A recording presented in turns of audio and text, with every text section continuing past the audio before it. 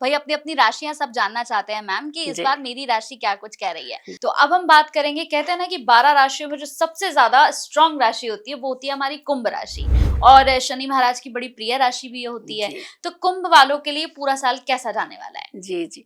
कुंभ राशि शनि की मूल त्रिकोण राशि होती है और ये एकादश भाव की, काल पुरुष की कुंडली की एकादश भाव की राशि होती है, जिसे हम कहते हैं कि हमारे धन को बढ़ाने वाली राशि और इजी धन दिलाने वाली राशि। और मूल त्रिकोण का शनि भी बड़ा कमाल का होता है। तो आपके लिए कैसा रहेगा? आपकी राशि में तो राहु चल रहे हैं। आपकी राशि में सबसे बड़ी बात है कि लग्न में जब राहु आ जाता है, ऐसा व्यक्ति गुमराह हो जाता है, चाहे जो मर्जी कर लीजिए। कितना भी घर के व्यक्ति चीजें संभाल के समझा करके, जो बच्चा अपने माँ से पूछे बगैर कभी कदम भी बाहर नहीं रखता हो, वो भी कहता माँ तुम गलत हो। गुमराह बड़ी जल्दी, लग्न का राहु हमेशा गुमराह करता है। आप बाहरी एस्पेक्ट में रहते हैं और शनि की राशि में राहु चल रहे हैं 5 दिसंबर को। ये हमेशा नहीं होते हैं शनि की राशि खराब। शनि की राशि खराब नहीं बता रहे हैं हम लोग, हम ये कह रहे हैं जब लग्न में राहु आता है किसी भी व्यक्ति के, किसी भी राशि में, तो वो गुमराह हो जाता है। आपकी राशि में बाई चांस चल ही रहे हैं और 5 दिसंबर को यहां से निकल भी जाएंगे, लेकिन जो जिस राशि में जाएंगे वो भी तो शनि की ही राशि है, यानी मकर में चले जाएंगे 5 दिसंबर को राहु।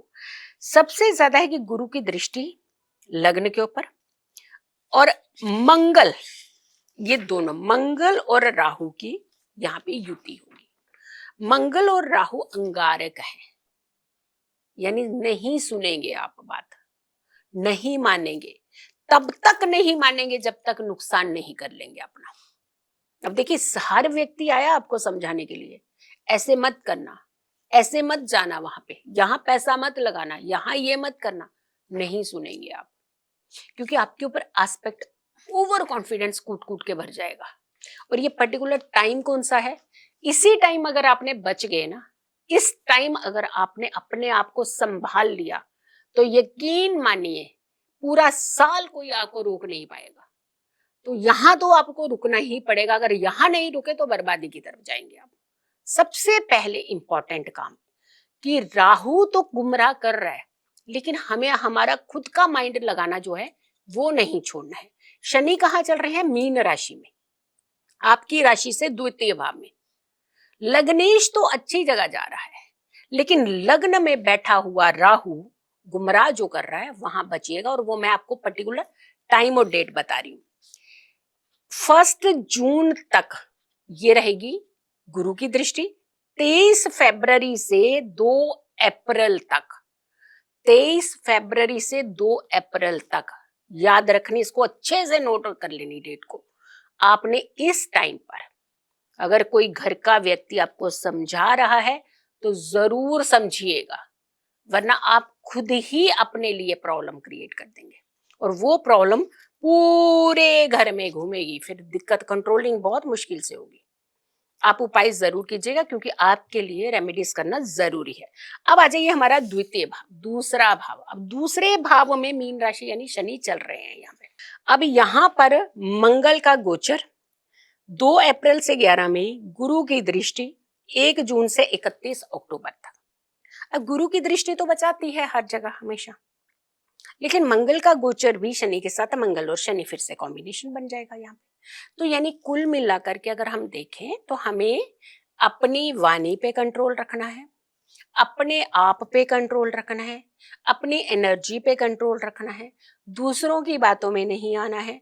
आपके लिए तो स्पेसिफिकली हम कहेंगे कि आप गोमेद जरूर पहनिएगा, बिना सोचे समझे गोमेद पहनना ही पहनना। लेकिन हाँ, पहनना मतलब ये नहीं है कि आप कुछ भी पहन लीजिएगा, एक तो अच्छी क्वालिटी का जरूर पहनिएगा। प्लस अगर आप कुंडली दिखा करके गोमेद पहनेंगे, किसी को भी जिससे भी आप पूछते हैं, आप कुंडली दिखा करके ही गोमेद पहनिएगा।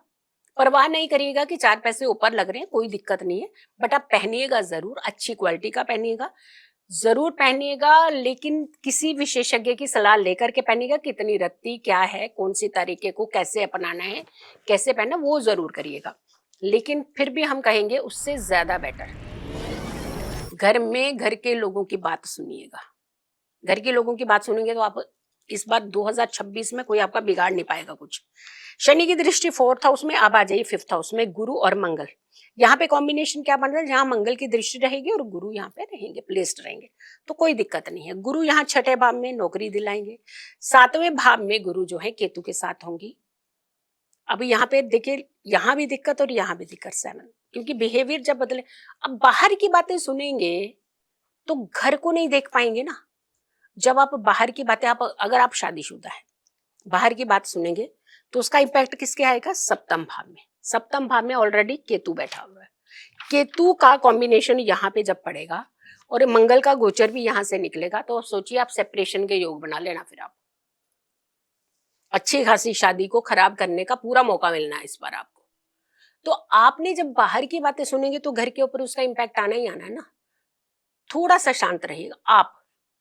अगर आपकी राशि है कुंभ राशि, तो पत्नी की गलती नहीं निकालिएगा। अगर पत्नी की राशि है कुंभ राशि, तो पति की गलती नहीं निकालनी है आपने, क्योंकि आपकी राशि में खलबली है, सामने वाले की राशि में खलबली नहीं है। आप कंट्रोल से बाहर जा रहे हैं, सामने वाला नहीं जा रहा है। आपके ऊपर अपना जो है वो कंट्रोलिंग नहीं है, तो सामने वाला तो ठीक है। तो हम हमेशा जब भी राहु का कॉम्बिनेशन ऐसा बनता है तो हम दूसरे की गलती निकालते हैं, अपनी गलती को सुनना भी नहीं चाहते हैं। ध्यान रखिएगा, आपको बहुत क्लियर शब्दों में बता रहे हैं। एकादश भाव में शनि की दृष्टि के साथ, मंगल के साथ बैठ करके शनि की जो दृष्टि होगी एकादश भाव में, कोई दिक्कत नहीं। यहाँ पे भी सिर्फ दिक्कत कहाँ आ रही है कि आप दूसरों की बातों में आकर के अपनी चीजों को खराब करेंगे। चाहे वो नौकरी है, चाहे वो बिजनेस है, चाहे वो पैसा है, चाहे पारिवारिक लाइफ है, चाहे खुद की हेल्थ है, चाहे माता जी के साथ रिश्ते हैं, तो बिगाड़ तो आप रहे हैं ना। 5 दिसंबर तक क्या है, ये पूरा साल निकल जाना इसमें। आपने तो उपाय करे बगैर ना आपने खाना भी नहीं खाना, ये भी ध्यान रखिएगा। आई थिंक हमने पूरी राशियों में एक ही को ऐसा बोला कि आपने तो उपाय किए बगैर खाना भी नहीं किया, खाना है। हर शनिवार को कोई ना कोई नेक काम जरूर करना है आपने, ध्यान रखिएगा। कोई भी, जो भी आप डोनेशन है, या फिर आप पशु पक्षी हैं, बीमार हैं, जहाँ पे उनके इलाज होते हैं वहां जाकर आप डोनेट करिए। या जानवर हैं, किसी को चोट लग गई है, कई बार क्या होता है हम रास्ते में चलते हैं ना, जैसे मान लीजिए कोई बर्ड ही अगर के हम फंसी हुई मिल जाती है ऊपर कहीं तारों में या कुछ, तो हम देखते हैं और निकल जाते हैं। पता है कितना कर्म खराब होता है इससे, बहुत बड़ा। आप जानबूझ करके देख करके निकले हैं, आप नहीं कर, आप कोशिश तो करो एक बार। जरूरी नहीं होता आप उसको निकाल पाएंगे, हो सकता आप ना ही निकाल पाए, लेकिन एक सहयोग लेकर के ट्राई तो कर सकते हैं, क्योंकि आपका इनिशिएट, आपके एफर्ट्स जो हैं वो भगवान को भी दिखते हैं। अगर आपने एफर्ट्स करे उसके बावजूद उसकी नहीं उम्र को बचा पाए, तो वो आपके कर्म का हिस्सा नहीं बनेंगी। लेकिन आप देख करके उसको तड़पते हुए छोड़ करके, इग्नोर करके निकल गए, तो आप अपने खराब कर्मों का हिस्सा बन जाते हैं। हमेशा ध्यान रखिएगा। ऐसा एक तो हेल्प की एक भाव जो है आपने रखना है, क्योंकि न्यायप्रिय राशि है, जब भी इग्नोर करती है ना ये चीजों को, तो सबसे बड़ा नुकसान इन्हीं को होता है। पहले रोगियों को दवाई का दान जरूर कीजिएगा, और खास करके जो हॉस्पिटल के बाद जरूरतमंद रोगी होते हैं, एक क्रिएटेड भी होते हैं कि आपसे दवाई ले लेंगे फिर बेच देंगे या कुछ कर देंगे, वैसा नहीं। जिसे वाकई ही जरूरत है, बीमार व्यक्ति सामने दिख जाता है, उसमें छुपा नहीं सकता, और जो क्रिएटेड होता है वो भी सामने दिख जाता है। जो जेन्युइन होता है वो कई बार मारा जाता है क्रिएटेड के आगे। तो जेन्युइन लोगों की हेल्प जरूर करनी है। कोयले की अंगीठी, यानी जिसमें कोयला जला करके ताप लिया जाता है ना, गांव-गांव में इसका प्रचलन बहुत ज्यादा होता है। कोयले की अंगीठी किसी भी जरूरतमंद व्यक्ति को जरूर दीजिएगा, जो उसे सर्दियों के दिनों में खास करके यूज करेगा, और कोयला ही जलना चाहिए, कोयले से ही उसका ताप बढ़ना चाहिए। उससे आपकी एनर्जी बहुत कंट्रोल होगी, और आपकी जितनी नेगेटिविटी होगी वो थ्रू होगी, और एक पॉजिटिव एटमॉस्फेयर भी बनेगा। फिर भी हम कहेंगे आप किसी भी विशेषज्ञ को दिखा करके कोशिश करिएगा कि इस बार गोमेद पहन सके।